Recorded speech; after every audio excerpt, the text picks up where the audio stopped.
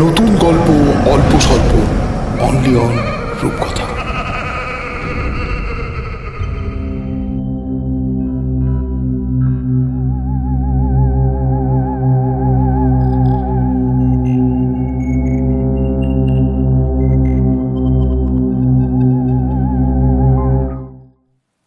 গল্পের সমস্ত চরিত্র ও ঘটনাবলী সম্পূর্ণ কাল্পনিক।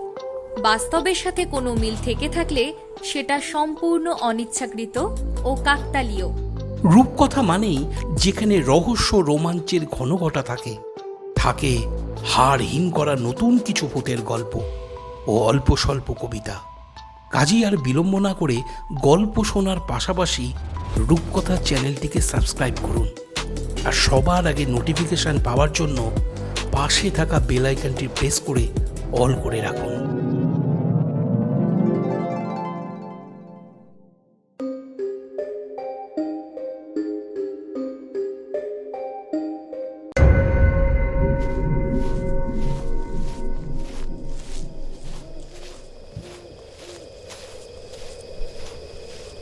মেঘলা আকাশ, গুড়ি গুড়ি বৃষ্টি পড়ছে। সন্ধ্যার অন্ধকার গাঢ় হতে আর বেশি দেরি নেই। গ্রামের পথ ধরে হেঁটে চলেছেন কালো রঙের আলখাল্লা পরনে বেশ লম্বা একটা মানুষ। মাথায় কালো টুপি, চোখে সুরমা, কাঁধে একটা ঝোলা। কালা জাদুকর কিংবা তান্ত্রিক টাইপের মানুষ বলে মনে হয়। পথের এক পাশে বৃষ্টি ভেজা ধানক্ষেত ও অপর পাশে বড় বড় ঝাঁকড়া গাছের সারি। তারই মাঝে ছড়িয়ে ছিটিয়ে থাকা কয়েকটা ঘরবাড়ি।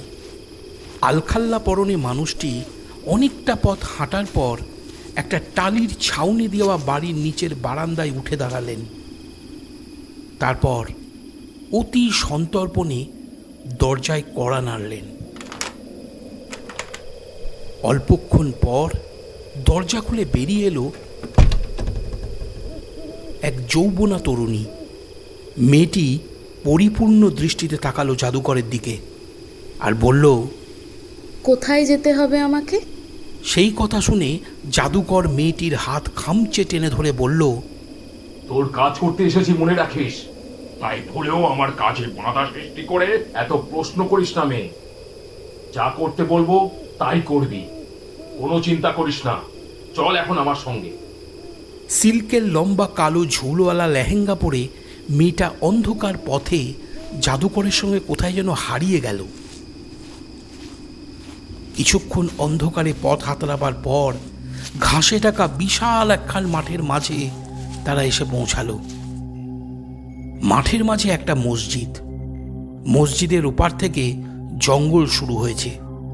জাদুকর মেয়েটির হাত ছেড়ে দিয়ে বলল, মসজিদের পুকুর থেকে গোসল করে আয়, তারপর আমরা জঙ্গলের পথে যাব। জাদুকরের পাঞ্জা থেকে মুক্তি পেতেই মেয়েটি স্বস্তির নিঃশ্বাস ফেলে বলে ওঠে, আপনার সব কথাই তো শুনে চলি, তাহলে কেন জোর খাটাতে এমনটা করলেন? হাতটা আমার যন্ত্রণায় টনটন করছে। জাদুকর কোনো কথা না বলে মসজিদের পিছনে কিছুটা দূরে পড়ে থাকা একটা বড় পাথরের উপর টান টান হয়ে শুয়ে বিড়ি ধরালেন। বিড়ির আগুনের সঙ্গে জাদুকরের দুই চোখ যেন লাল হয়ে জ্বলে উঠল। চারিপাশের বাতাস বিড়ির উৎকট গন্ধে ভারী হয়ে গেল। মেয়েটি গোসল করার জন্য মসজিদের পুকুরে ডুব দিল। 3 বার পানিতে ডুব দেওয়ার পর হঠাৎ বিদ্যুৎ চমকে উঠল। সেই সঙ্গে পুকুরের চারিপাশের গাছগুলো থেকে একসাথে ডানা ঝাপটিয়ে উড়ে গেল পেঁচা আর বাদুড়ের দল।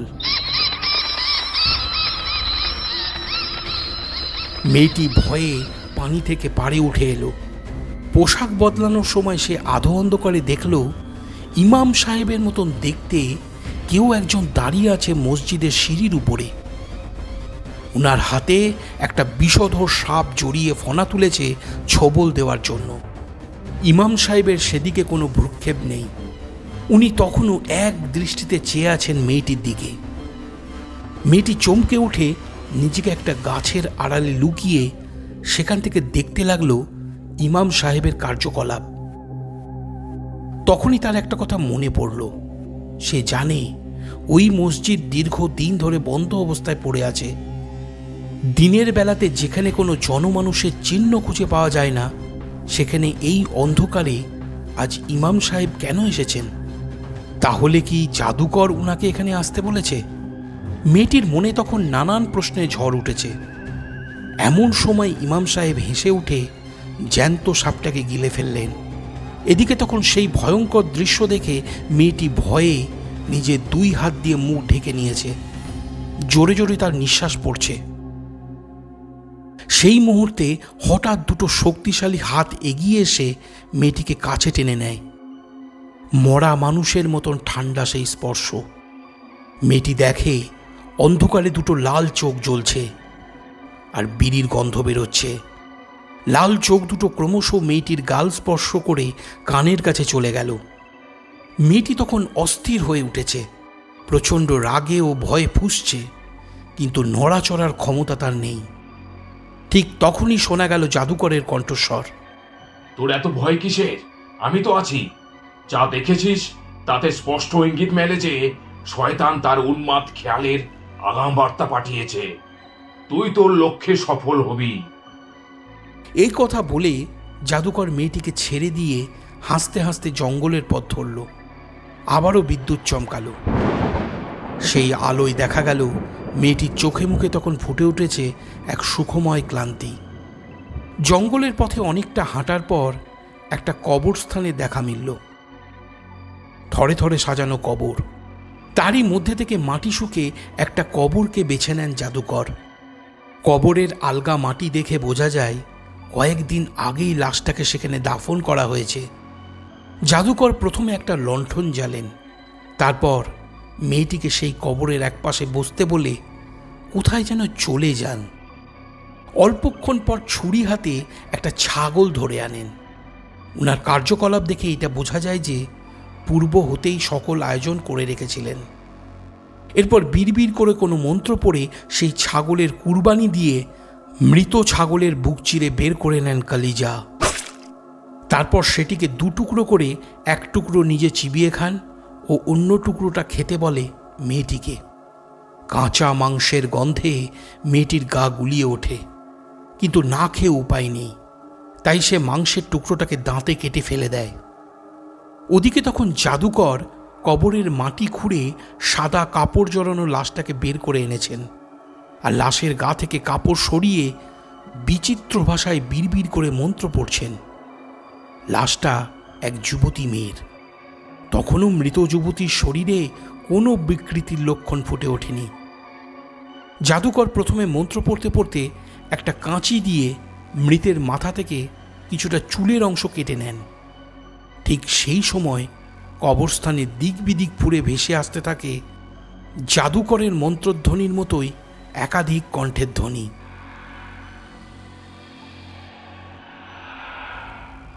যেন জাদুকরের সঙ্গে মন্ত্র পড়ে চলেছে অসংখ্য প্রেতাত্মা। সেই ধ্বনি ধীরে ধীরে বাড়তে লাগলো। পাশে বসে থাকা মেয়েটি সেই কাণ্ড দেখে ভয়ে কেঁপে উঠল। লাশের মাথা থেকে চুল কাটা হলে জাদুকর মৃত যুবতীর বুকের উপর চড়ে বসে ছুরি দিয়ে ধর থেকে মাথাটাকে কেটে নিলেন। তখনই যেন মনে হলো একটা কালো জমাট বাঁধা ধোঁয়ার কুণ্ডুলি পাক খেয়ে মৃতের শরীরে প্রবেশ করল।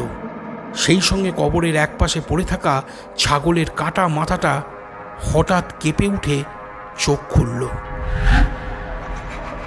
ছাগলটা চোখের মনি সাদা। চারিপাশে তখন বিকট কান্নার শব্দে কান পাতা দায় হয়ে উঠেছে। এমন সময় লণ্ঠনের আলো নিভে গেল। চারিপাশটা নিকষ কালো অন্ধকারে ডুবল।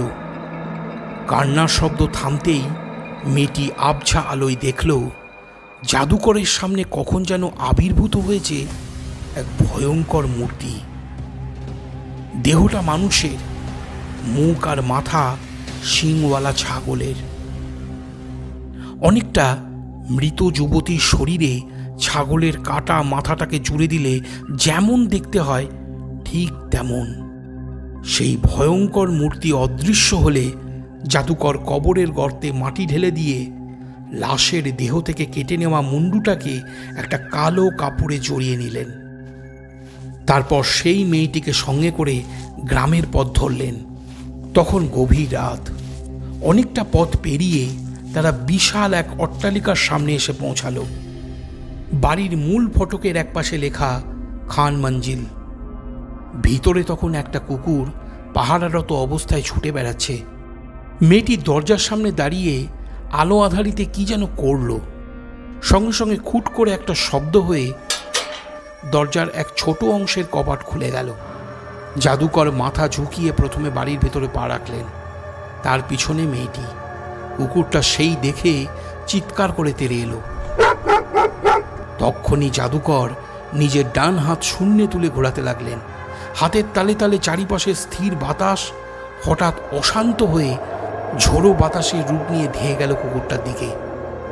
প্রাণীটা সেই দেখে অনেকটা দূর থেকেই লাফ দিয়ে পড়ল জাদুকরের উপরে, কিন্তু সে জাদুকরকে স্পর্শ পর্যন্ত করতে পারল না, বরং বাতাসে কিছুক্ষণ সাঁতার কেটে ছিটকে পড়ল বাড়ির এক কোণে। বার কয়েক ডেকে উঠে মেঝেতে শুয়ে গড়াগড়ি খেতে লাগলো। সেই সুযোগে মেয়েটি বাড়ির বাগানের দিকে এগিয়ে গেল, আর অন্ধকারে মিশে একটা ঝোপের আড়ালে সেই মৃত যুবতীর কাটা মাথাটাকে মাটিতে পুঁততে লাগলো। এদিকে তখন বাড়ির পাহারারত কুকুরটা গা ঝাড়া মেরে উঠে দাঁড়িয়েছে। তার চোখের কালো মণি দুটো সাদা বর্ণ ধারণ করেছে। প্রাণীটা কখন যেন এগিয়ে এসে জাদুকরের ঝোলানো হাতটাকে চাটতে শুরু করেছে। বাগানের দিক থেকে মেয়েটি ফিরে এলে কুকুরটা আবারও একবার ডেকে উঠল, কিন্তু এবারের ডাক শুনে মনে হলো সেই ডাকের সঙ্গে তাল রেখে বাড়ির চারিপাশ থেকে আরও যেন অসংখ্য কুকুর ডাকাডাকি করছে, যা অতীব ভয়ানক। নমস্কার, আমি অঙ্কুশ। আমার লেখা ওস্তাদ তিরু মিয়া সিরিজের তিরুমিয়ার এক রাত ও আমিনা বিবির কবর এই গল্প দুটি আপনারা এর আগেই রূপকথা শুনেছেন। যারা এই পরিবারের নতুন তারা এই সিরিজের গল্পগুলো একত্রভাবে শুনতে চাইলে ডেসক্রিপশন বক্সে দেওয়া লিঙ্কে ক্লিক করুন আর হারিয়ে যান অলৌকিক গল্পের জগতে। আজ আপনার জন্য অঙ্কুশ মৈত্রের লেখা ওস্তাদ তিরু মিয়া সিরিজের তৃতীয় পর্বের গল্প নাজ্জারা। প্রধান চরিত্রে শুভশ্রী, গৌরী, পূর্ণেন্দু, স্মৃতি ও অঙ্কুশ। এই গল্পের সকল অলৌকিক বর্ণনা শুধুমাত্র গল্প বানানোর উপাদান মাত্র। আশা করব আপনারা কুসংস্কার মুক্ত হয়ে শুধু গল্প শোনার আনন্দে আমার এই লেখাটাকে গ্রহণ করবেন। শুনছেন ওস্তাদ তিরু মিয়ার তৃতীয় গল্প নাজ্জারা।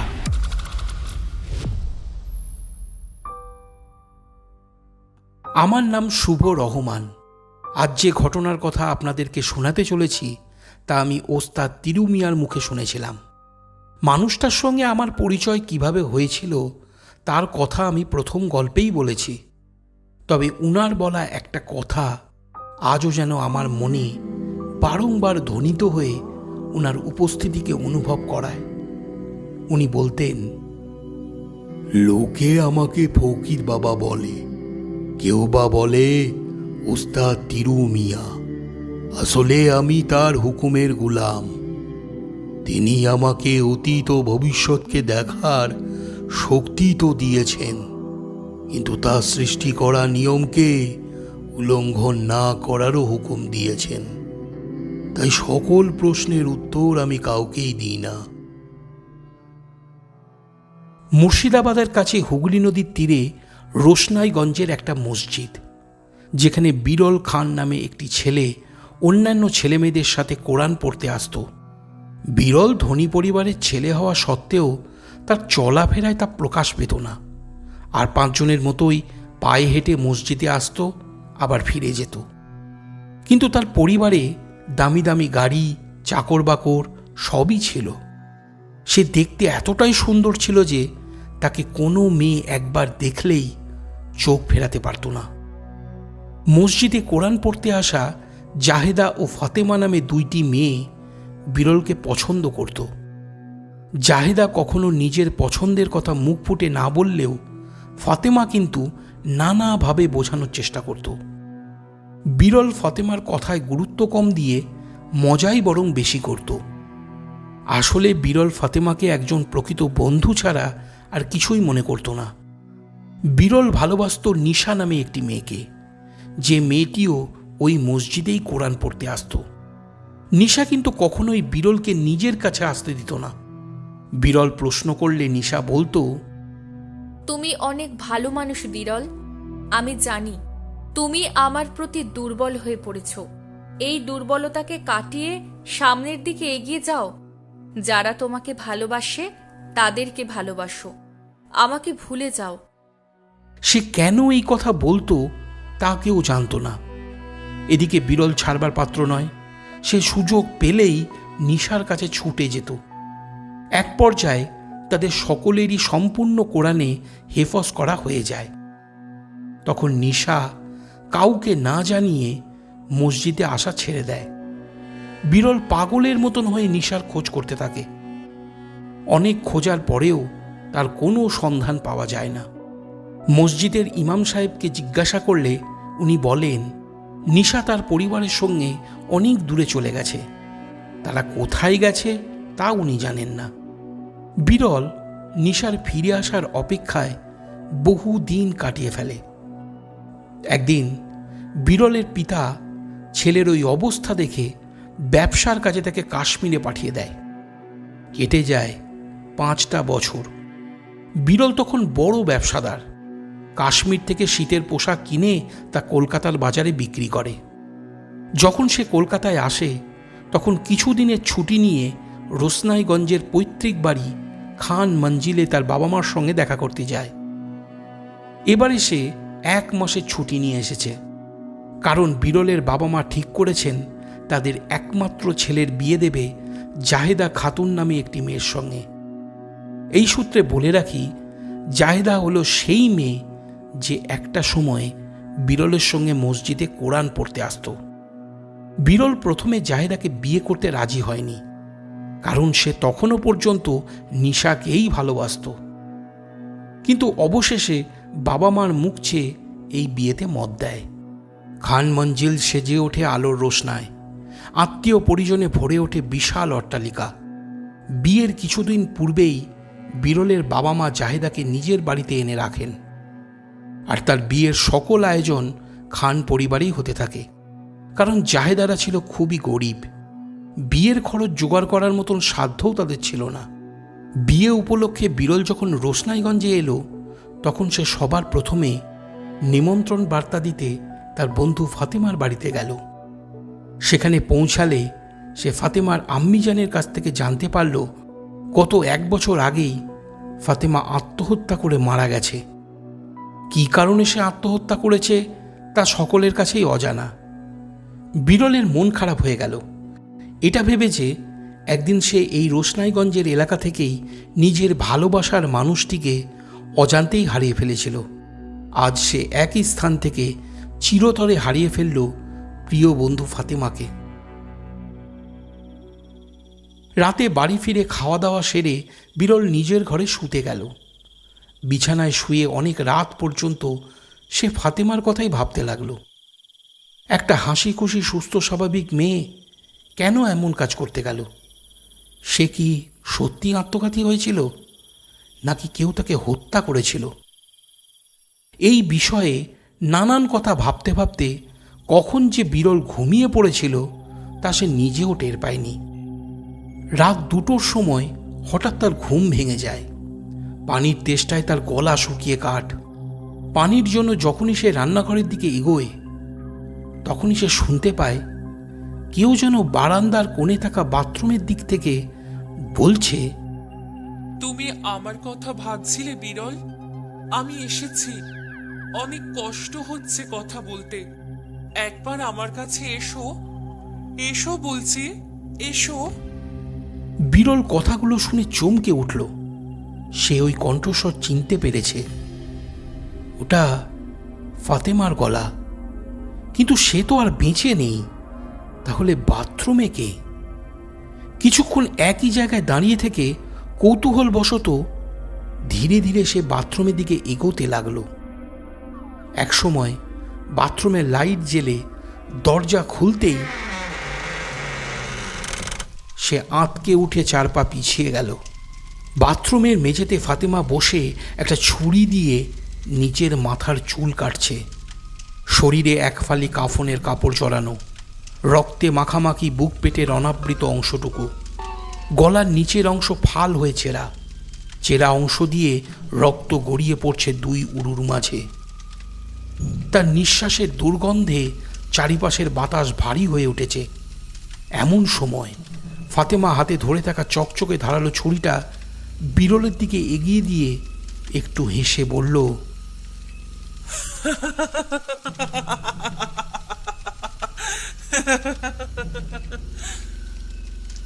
বাইরে ঝোড়ো হাওয়া বইতে শুরু করেছে, সে আসছে। তাড়াতাড়ি এই ছুরি দিয়ে আমার মুন্ডু ছেদ করো।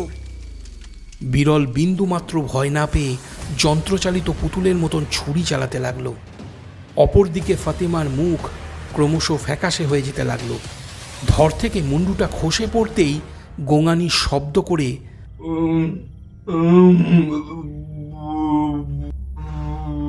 ধর্মড়িয়ে জেগে ওঠে বিরল। সে তখন বুঝতে পারে ওটা শুধুই একটা দুঃস্বপ্ন ছিল।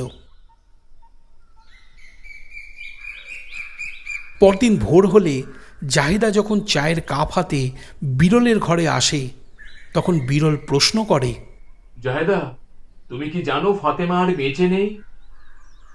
জানি, শুনেছি সে আত্মহত্যা করেছে। কিন্তু কেন? সঠিক কারণ আমার জানা নেই, তবে একটা বিষয় উল্লেখ করছি যার দ্বারা কিছুটা হলেও বুঝতে পারবে। তুমি ব্যবসার কাজে কাশ্মীর চলে গেলে একটি ছেলের সঙ্গে ফাতেমার বিয়ের কথা পাকা হয়ে যায়, কিন্তু অল্প কিছুদিনের মধ্যে খবর আসে সেই ছেলেটা অ্যাক্সিডেন্টে মারা গেছে। তারপর থেকে ফাতেমার চরিত্রে বিপুল পরিবর্তন আসে। অনেক পুরুষের সঙ্গে তার সম্পর্ক তৈরি হয়। তাদেরই মধ্যে রাদু শেখ নামে একজন ব্যক্তি ছিলেন, যার সঙ্গে ফাতেমা বেশি সময় কাটাতো। আদতে রাদু শেখ ছিলেন একজন কালা জাদুকর। যখন তোমার বাবা বিয়ের সম্পর্ক নিয়ে কথা বলতে আমাদের বাড়িতে প্রথম আসেন, সেই দিন আমার সঙ্গে শেষবারের মতো দেখা হয়েছিল ফাতেমার। সে আমাকে দেখে বলেছিল, সামনেই তোর বড় বিপদ, সাবধানে থাকিস জাদা। পরের দিন খবর পাই সে আত্মহত্যা করেছে। আজ আমার মনে হয় ফাতেমা কোনোভাবে নিজের মস্তিষ্কের ভারসাম্যতা হারিয়ে ফেলেছিল, সেই কারণেই এমন ঘটনাটা ঘটে। এই কথা বলে জাহিদা সেখান থেকে চলে যায়। কিন্তু বিরল তখনও চা পান করতে করতে ফাতেমার বিষয়ে চিন্তা করতে থাকে। এমন সময় বাড়ির পোষা কুকুরটা মুখে করে একটা কাদামাখা ছুরি নিয়ে আসে। বিরল কুকুরের মাথায় হাত বুলিয়ে দিয়ে মুখ থেকে ছুরিটা নিজের হাতে তুলে নিতেই হঠাৎ কাঁপতে শুরু করে। তার মনে পড়ে যায় গতকাল রাতে সে স্বপ্নে দেখেছিল ওই ছুরিটা দিয়েই ফাতেমার ধর থেকে মুন্ডুটাকে আলাদা করতে। প্রচণ্ড ভয়ে ভীত হয়ে একসময় বিরল জ্ঞান হারায়। ঠিক সেই মুহূর্তে পোষা কুকুরটার দুই চোখের মণি সাদা হয়ে যায়। সন্ধ্যার সময় এলাকার মসজিদে নামাজ পড়তে গেলে বিরলের সঙ্গে দেখা হয় এক ফকির বাবার। নামাজ শেষে ফকির বাবা বিরলকে একবার দেখেই বলেন, বিপদ, তোর বড়ই বিপদ বেটা। গতকাল রাত থেকে যে দুশ্চিন্তা তোর মনের মধ্যে চেপে বসে আছে তাকে মুছে ফেল, তা না হলে বিপদ হবে। আপনি কোন বিপদের কথা বলছেন? যে কোনো ধরনের বিপদ, যেমন গাড়ি অ্যাক্সিডেন্ট, আগুন লাগা, শত্রুর আক্রমণ, জলে ডোবা, যে কোনো একটা বিপদ ঘটবেই। আপনার কথার কি প্রমাণ আছে যে আমি বিশ্বাস করব? ফকির বাবা মৃদু হাসলেন আর উনার কাঁধে ঝুলে থাকা কাপড়ের তাপ্পি দেওয়া ঝোলাটা নামিয়ে একটা আয়না বার করে নিলেন নিজের হাতে। তারপর সেই আয়নাটাকে এমনভাবে মেলে ধরলেন যাতে আয়নার কাছে ফকির বাবা ও বিরল দুজনকেই একসাথে দেখা যায়। ফকির বাবা আয়না দেখিয়ে প্রশ্ন করলেন, কি দেখতে পাচ্ছিস বেটা? বিরল একবার আয়নার দিকে চেয়ে মুখ ঘুরিয়ে নিয়ে বলল, আপনি আর আমি ছাড়া বিপদ বলে কাউকেই দেখতে পেলাম না। মজা করিস না বেটা, এটা রসিকতার সময় নয়। ভালো করে চেয়ে দেখ, নিজের বিপদকে খুঁজে পাবি। এই কথা বলে ফকির বাবা কাঁধের ছোলা থেকে একটা সাদা টুপি বার করে বিসমিল্লাহ বলে মাথায় পরে নিলেন। বিরল আয়নার দিকে তাকাতেই চমকে উঠল আর শুষ্ক কণ্ঠে বলল, আয়নায় আমি শুধুমাত্র নিজেকে দেখতে পাচ্ছি, আপনাকে দেখতে পাচ্ছি না। কি আশ্চর্য ব্যাপার! এর কি অর্থ আপনি জানেন বাবা? জানি, আমি সবই জানি। এটাই হলো তোর বিপদ। এমন কেউ আছে যে চায় না তোর সঙ্গ অন্য কেউ লাভ করুক। তবে ভয় নেই, মনে রাখিস সব কিছুর মালিক হলেন খোদা। খোদা তার নেক বান্দাকে সব সময় সকল বিপদ থেকে বাঁচায়। এই কথা বলে উনি বিরলের গলায় একটা তাবিজ পরিয়ে দিলেন। বিরল পকেট হাতড়ে 500 টাকার 4টে নোট বার করে ফকির বাবাকে দিতে গেলে বাবা তা ফিরিয়ে দিলেন। তখন বিরল কিছুটা অবাক হয়ে প্রশ্ন করল, আপনি কে? কি করে জানলেন আমার বিপদ? ফকির বাবা মৃদু হেসে খোলা আকাশের দিকে তাকিয়ে বললেন, লোকে আমাকে ফকির বাবা বলে, কেউ বা বলে উস্তাদ তিরু মিয়া। আসলে আমি তার হুকুমের গোলাম। তিনি আমাকে অতীত ও ভবিষ্যৎকে দেখার শক্তি তো দিয়েছেন, কিন্তু তা সৃষ্টি করা নিয়মকে উল্লঙ্ঘন না করারও হুকুম দিয়েছেন। তাই এর চেয়ে বেশি কিছু আমি বলতে পারবো না। আমি এখন চলি। এই কথা বলে উনি কোথায় যেন চলে গেলেন। বিরল মসজিদ থেকে বেরিয়ে নিজের গাড়ির দিকে এগোতে যাবে, এমন সময় তার নজর পড়ল এক অপরূপ সুন্দরী মেয়ের উপর। মেয়েটির শরীর কালো কাপড়ে ঢাকা, কিন্তু তার চোখ দুটো এতটাই সুন্দর যে একবার দেখলেই যে কেউ আন্দাজ করতে পারবে তার রূপ কতটা সুন্দর হতে পারে। বিরল মেয়েটির দিকে এক দৃষ্টিতে চেয়ে থেকে অল্পক্ষণের মধ্যেই সম্মোহিত হয়ে পড়ল। একসময় সে দেখল মেয়েটি উদ্ভ্রান্তের মতন তারই দিকে ছুটে আসছে। সে কিছু বুঝে ওঠার আগেই মেয়েটি তার উপর ঝাঁপিয়ে পড়ে ধাক্কা দেয়। বিরল ছিটকে পড়ে মসজিদের উঁচু প্রাচীরের গায়ে। ঠিক সেই মুহূর্তে তার গায়ের খুব কাছ দিয়ে একটা বড় মাল বোঝাই গাড়ি ছুটে চলে যায়। বিরল বুঝতে পারে মেয়েটি তাকে বাঁচানোর জন্যই ধাক্কা দিয়েছিল। অপরদিকে তখন সেই মেয়েটি অচেতন অবস্থায় বিরলের পাশেই পড়েছিল। বিরল সেই দেখে মেয়েটির চেতনা ফেরাতে গাড়ি থেকে পানি এনে চোখে মুখে ছেটাতেই যাবে, এমন সময় মেয়েটি জ্ঞান ফিরে পায়। এরপর বিরল মেয়েটিকে পানি পান করতে বললে মেয়েটি বলে, আমার পানির প্রয়োজন নেই, আমি রোজা পালন করছি। বিরল তখনও অতৃপ্ত নয়নে চেয়ে আছে মেয়েটির দিকে। কি দেখছো অমন করে? বিরল থতমত খেয়ে নিজেকে সামলে নিতে মাথা ঝুঁকিয়ে নেয়। মেয়েটি আবারও বলে, আমি কি তোমার নিশার থেকেও সুন্দরী? না, মানে তেমনটা নয়, আপনি নিশার মতোই সুন্দরী। আজ যদি নিশা ফিরে এসে বলে তোমাকে সে বিয়ে করতে চায়, তাহলে তোমার উত্তর কি হবে? ধুর বাবা, আপনি কি যে বলেন না! নিশা এখানে কি করে আসবে, আর কেনই বা আসবে? সে তো সবসময় আমাকে বলে এসেছে, যারা আমাকে ভালোবাসে আমি যেন তাদেরকেই শুধু ভালোবাসি। সে আমাকে কোনোদিনই ভালোবাসতে চায়নি। আমি বরং বারবার তার কাছে ছুটে যেতাম প্রেম নিবেদন করতে। কিন্তু আপনি কিভাবে এই নিশাকে চিনলেন? সে প্রশ্ন পরে, আগে আমার কথার উত্তর দিন। নিশা যদি ফিরে এসে বলে যে সে শুধুমাত্র আপনাকেই ভালোবাসে ও বিয়ে করতে চায়, তখন আপনার উত্তর কি হবে? আমি তখনই তাকে বিয়ে করে নিজের বাড়িতে নিয়ে যাব। সেই কথা শুনে মেয়েটি নিজের মুখের উপর থেকে কালো কাপড়ের আস্তরণ সরিয়ে নিল। বিরল দেখল আজ যে মেয়েটি তার প্রাণ বাঁচিয়েছে সে আসলে অন্য কেউ নয়, বরং তার হারিয়ে যাওয়া ভালোবাসার মানুষ নিশা। ঘড়িতে তখন রাত 12টা। খানমঞ্জিলে শোরগোল পড়ে গেছে, কারণ বিরল তখনও বাড়ি ফিরে আসেনি। বাড়িতে তার বাবা, মা, দিদি ও বিয়ে উপলক্ষে উপস্থিত সকল অতিথিরা ব্যস্ত হয়ে উঠেছে। বিরলের বন্ধুদেরকে কল করলে তারাও জানিয়ে দিয়েছে সে আজ তাদের সঙ্গে দেখা করতে আসেনি। তাহলে ছেলেটা গেল কোথায়? জাহেদা দুশ্চিন্তা ভরা মনে বাড়ির ছাদে পায়চারি করে চলেছে। সঙ্গে বাড়ির চাকর রহিমাও আছে।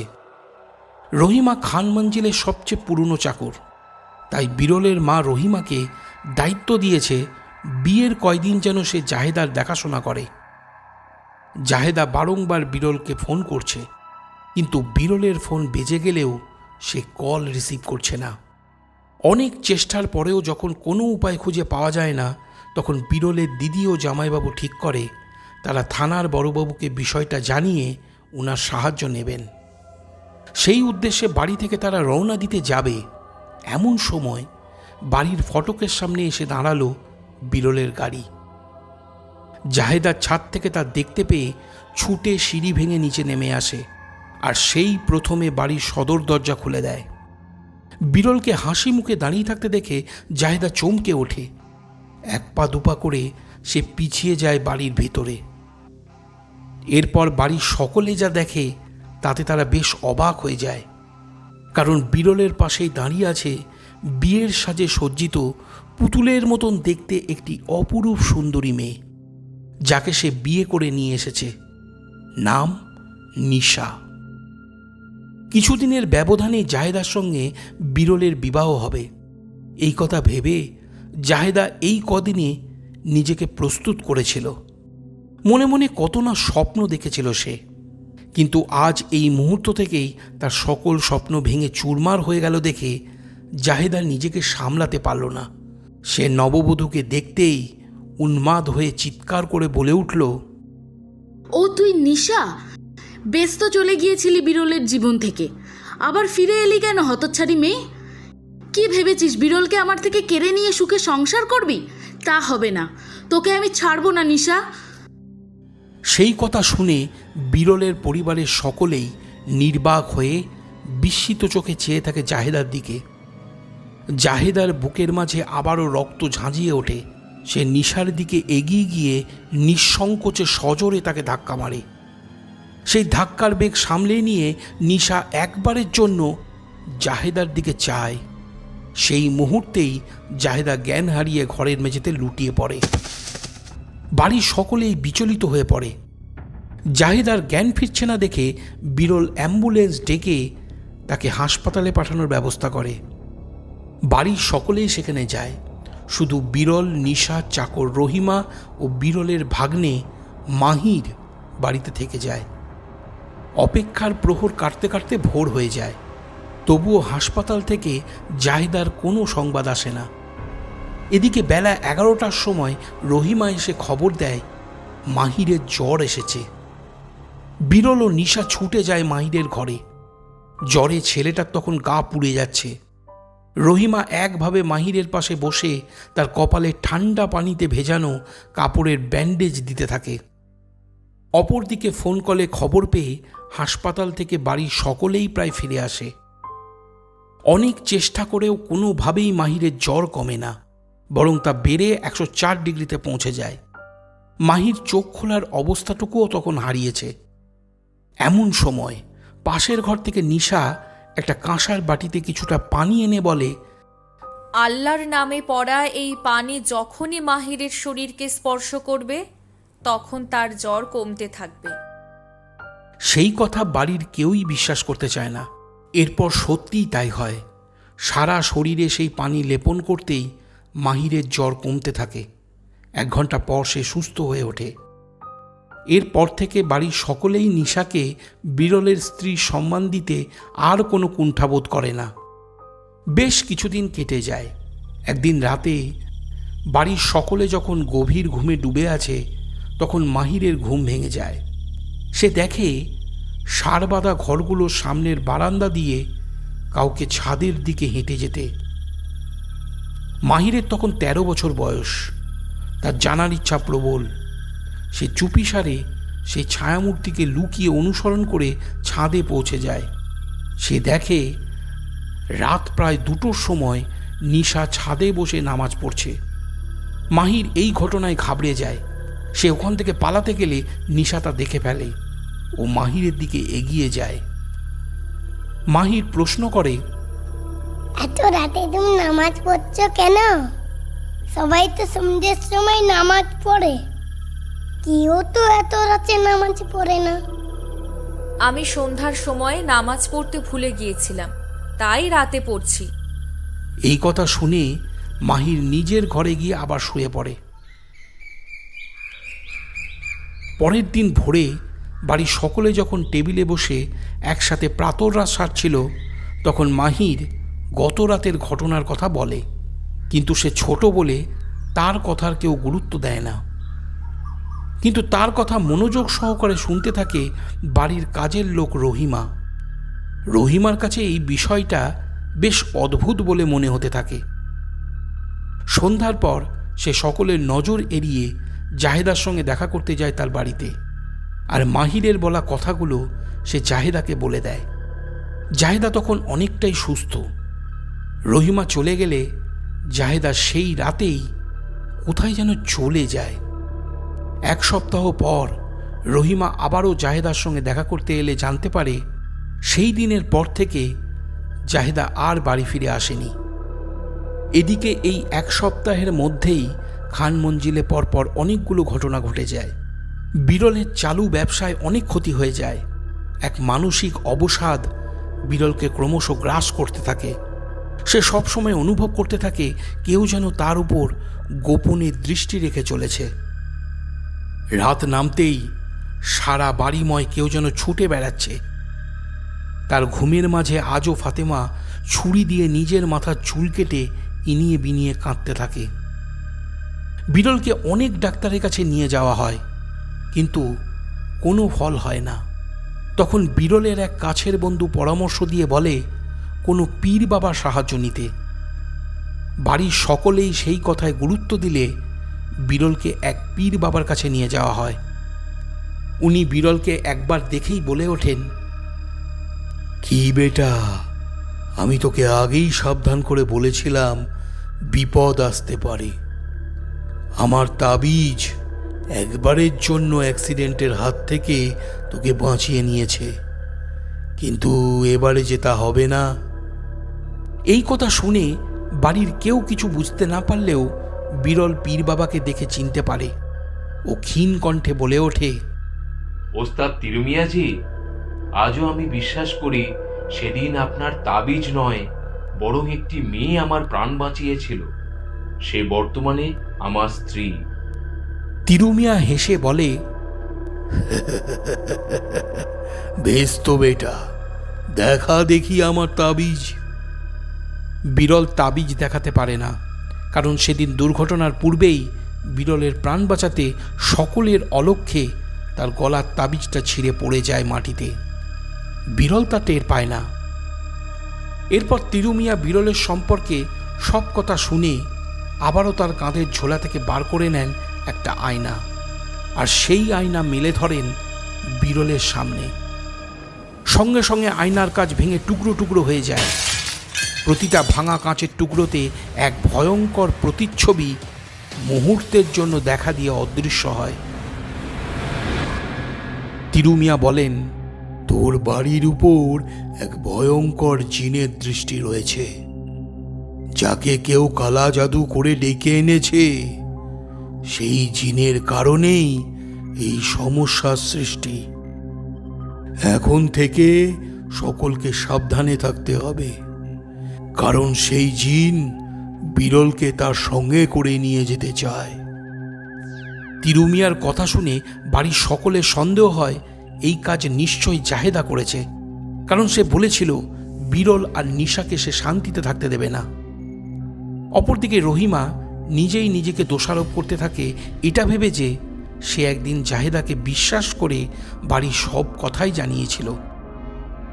এরপর বিরল বাড়িতে ফিরে এলে নিশা তাকে জানায় সে সন্তানের জন্ম দিতে চলেছে। সেই কথা শুনে বিপদের মাঝেও খান মঞ্জিলে নতুন করে আবারও একবার আনন্দের ঢেউ বয়ে যায়। একদিকে জিনের ছায়া, অপরদিকে খান পরিবারে বংশধরের আগমন। এই পরিস্থিতিতে সেই দিনটা কোনো রকমে কেটে গেলেও পরের দিনই ঘটল আবারও এক ঘটনা। রাত তখন 1টার কাছাকাছি। বিরল নিজের ঘরে ঘুমাচ্ছে। হঠাৎ দমকা বাতাসে ঘরের জানালার পাল্লাটা শব্দ করে খুলে যায়। সেই শব্দেই বিরল জেগে ওঠে। ও দেখে একটা কালো শাড়ির আঁচল যেন বাতাসে ভেসে জানালার পাশ দিয়ে সরে যাচ্ছে। বিরল সন্তর্পণে বিছানা থেকে নেমে বাইরে বেরিয়ে আসে। ও কালো শাড়ি পরা এক ছায়ামূর্তিকে এগিয়ে যেতে দেখে বাড়ির ছাদের দিকে। সেই ছায়ামূর্তিকে অনুসরণ করে ছাদের কার্নিশের কাছে পৌঁছালে পিঠের পিছন থেকে নিশা এসে বিরলের হাত টেনে ধরে আর বলে, এত রাতে একা একা ছাদে আসা তোমার ঠিক হয়নি। জানো তো তোমার শরীর মন এখন ঠিক নেই। বিরল কোনো উত্তর না করে আবারও ফিরে যায় নিজের ঘরে শোয়ার জন্য।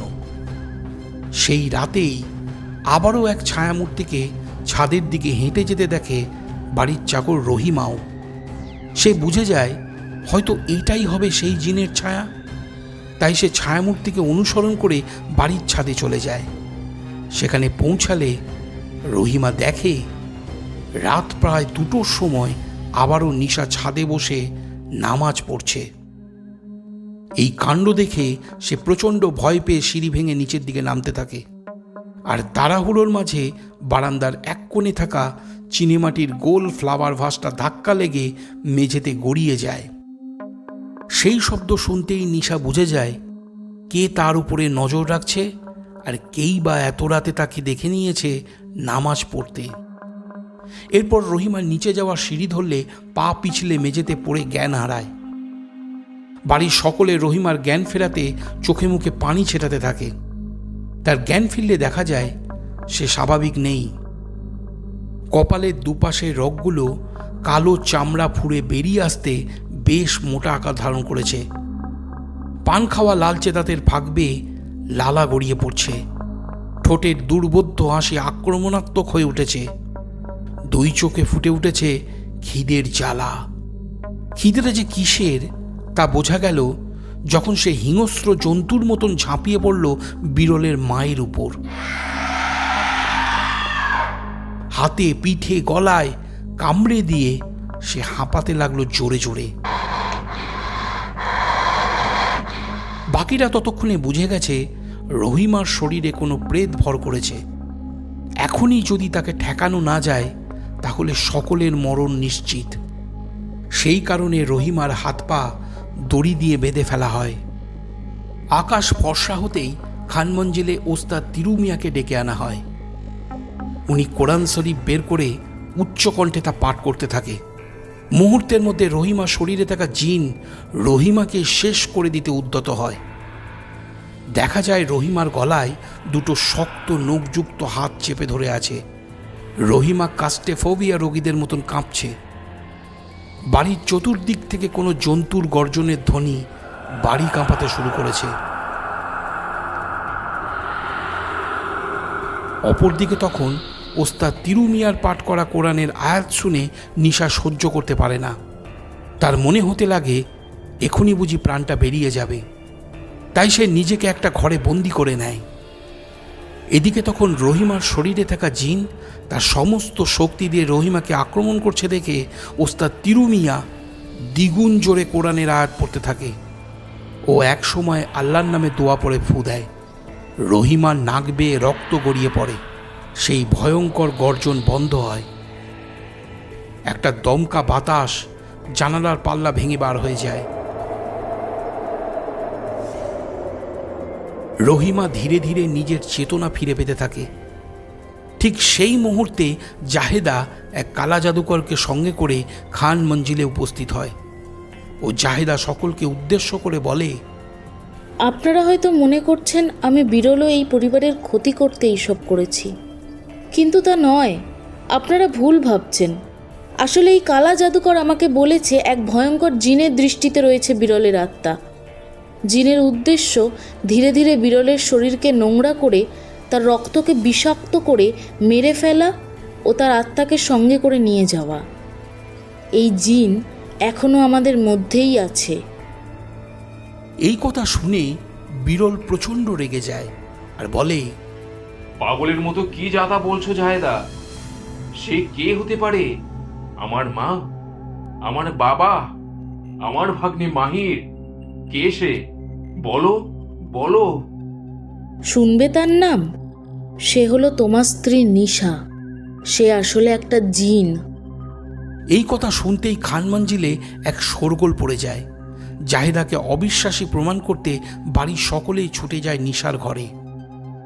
অনেক ডাকাডাকির পরেও যখন নিশা ঘরের দরজা খোলে না, তখন বাধ্য হয়ে দরজা ভেঙে ভিতরে প্রবেশ করে বাড়ির সকলে।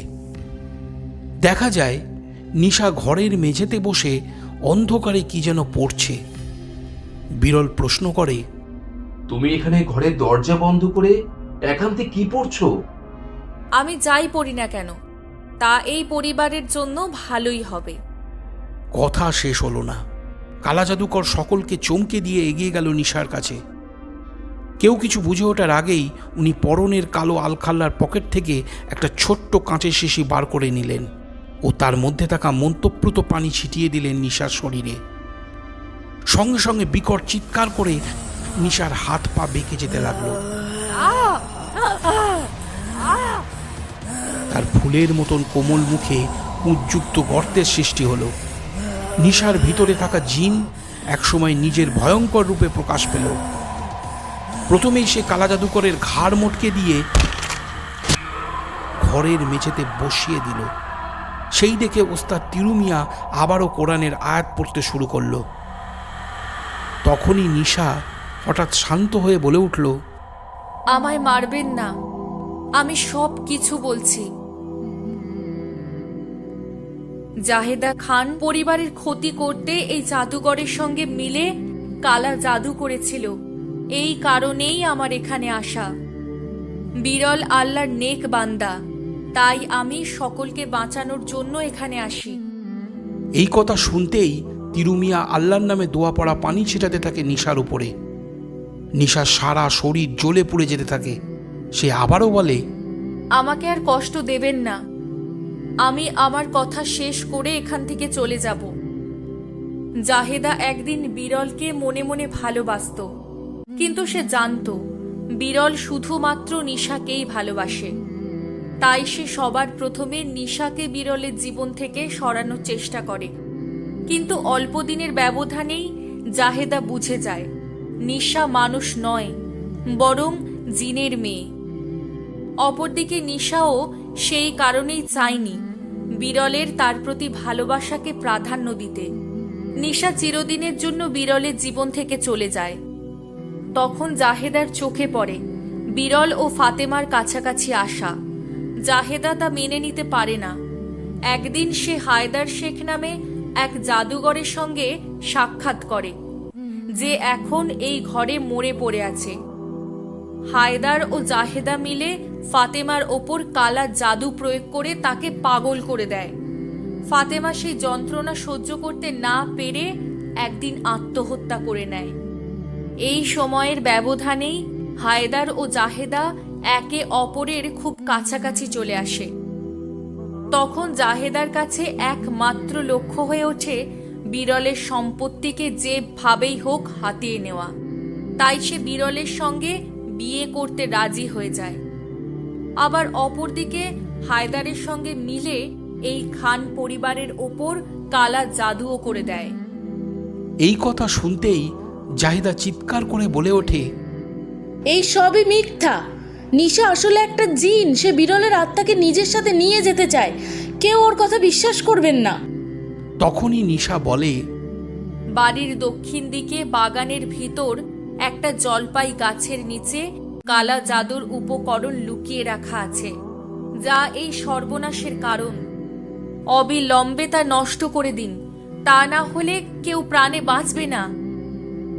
মনে রাখবেন, আল্লাহর তৈরি করা এই জগতে মানুষ ছাড়াও আমাদের মতো জিনেরাও বাস করে, যারা সময় বিশেষে আল্লাহর হুকুমে নজ্জারাহ বা সতর্ককারী হিসেবে মানুষকে সাহায্য করতেও আসে। সকল জিন শয়তান হয় না। যাই হোক, আমার কাজ ফুরিয়েছে। বিরলের কোনো বিপদ নেই। আমি আজই রাতে ফিরে যাব নিজের জগতে। আমার গর্ভে বিরলের সন্তান আছে। সে সব সময় আমার সঙ্গেই থেকে যাবে। আপনারা চাইলেও তাকে আমার থেকে আলাদা করতে পারবেন না। কথা শেষ হতেই নিশা অদৃশ্য হয়। ওস্তাদ তিরুমিয়া বাগানের নির্দিষ্ট স্থান থেকে কালাজাদুর লুকিয়ে রাখা উপকরণ ও ফাতেমার কাটা মুন্ডুটাকে উদ্ধার করে তার সঠিক ব্যবস্থা করেন। পরদিন জাহেদাকে বাড়ি থেকে বার করে দেওয়া হয়। বিরল ক্রমশ সুস্থ হয়ে ওঠে। কেটে যায় 12 বছর। জাহেদার কোনো খোঁজ পাওয়া যায় না। অপরদিকে খান পরিবারে আর নতুন করে কোনো বিপদ আসেনি। একটা খারাপ স্বপ্ন মনে করে বিরল আবারও বিয়ে করে। বর্তমানে তারা বেশ ভালোই আছে।